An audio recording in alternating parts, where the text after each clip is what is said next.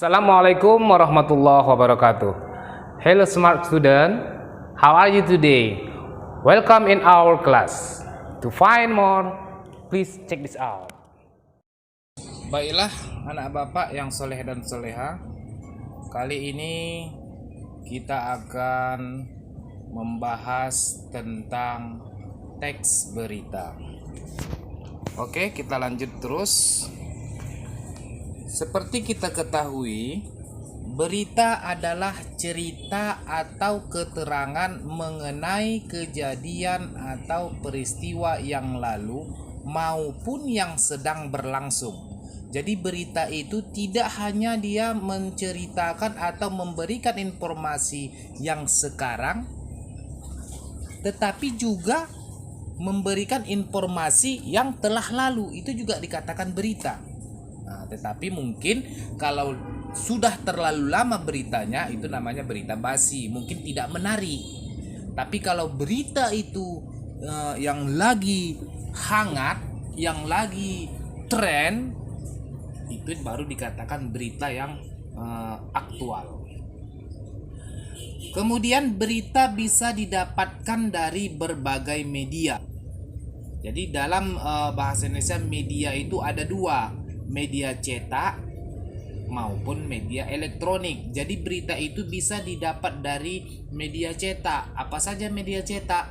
Umpamanya seperti koran, majalah, tabloid, dan lain sebagainya. Itu dikatakan media cetak. Kenapa dikatakan dia media cetak? Karena proses pembuatannya melalui cetakan.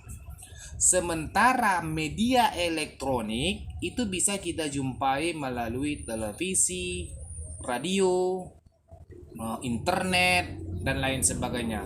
Biasanya media elektronik ini lebih terupdate, lebih cepat perkembangannya dibandingkan media cetak.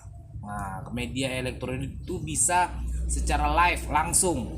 Jadi tidak menunggu proses percetakan lagi seperti media cetak. Jadi di tahun ini atau belakangan ini media cetak itu agak sudah mulai terlambat atau tertinggal dibuat oleh media elektronik. Media elektronik yang paling gampang bisa kita dapatkan melalui HP.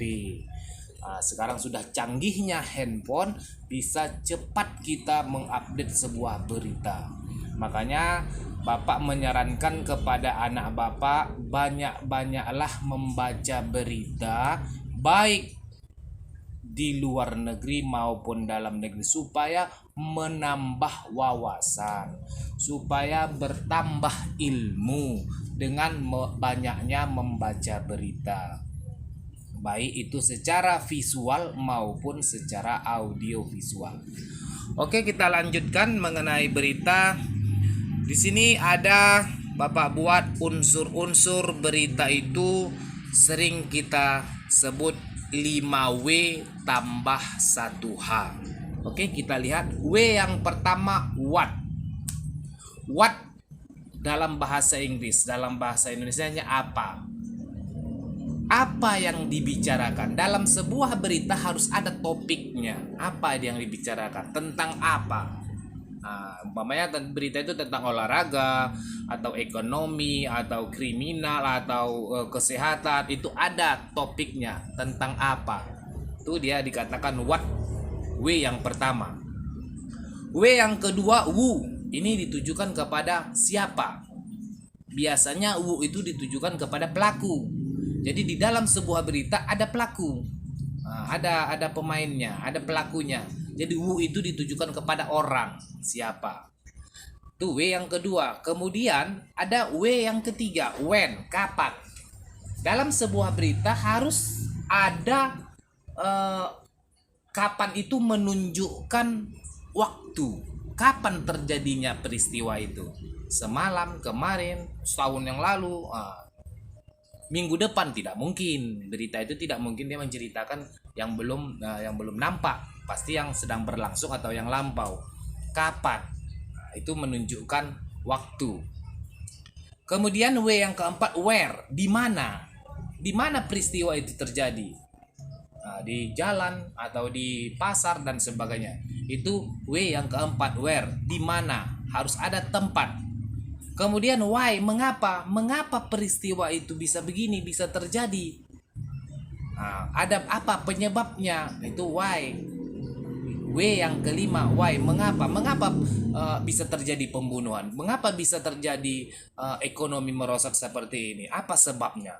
Itu W yang kelima, mengapa. Kemudian H, satu H itu tadi adalah how ya, bukan how itu bagaimana bisa terjadi. Itu kalau dikatakan sudah ada kata tanya tentang how, bagaimana, itu sudah bisa dikategorikan kronologis. Bagaimana peristiwa terjadi. Jadi kalau sudah dikatakan bagaimana peristiwa itu terjadi, berarti dia menceritakan dari mulai awal sampai akhir. Itu namanya kronologis. Jadi artinya how itu merujuk kepada kronologis beritanya, bagaimana. Oke, biasanya berita, orang yang mencari berita, orang yang meliput sebuah berita itu di negara kita ini bisa dikatakan dia tuh seorang wartawan, jurnalis. Nama itu bersinonim, padahal sama, pekerjaannya sama, tetapi namanya saja yang berbeda. Ada jurnalis, ada wartawan, wartawati, ada pers. Kalau di Italia namanya paparazzi, itu sama semua. Pekerjaannya adalah mencari sebuah berita.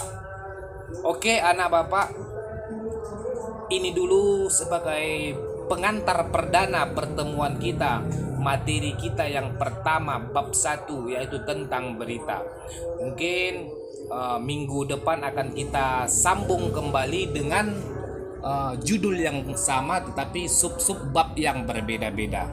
Oke anak bapak, mudah-mudahan bermanfaat untuk kita semua. Kita bisa menambah ilmu, menambah pengetahuan dari apa yang bapak sampaikan ini. Sebelumnya bapak akhiri dengan membacakan alhamdulillahirabbil wassalamualaikum warahmatullahi wabarakatuh.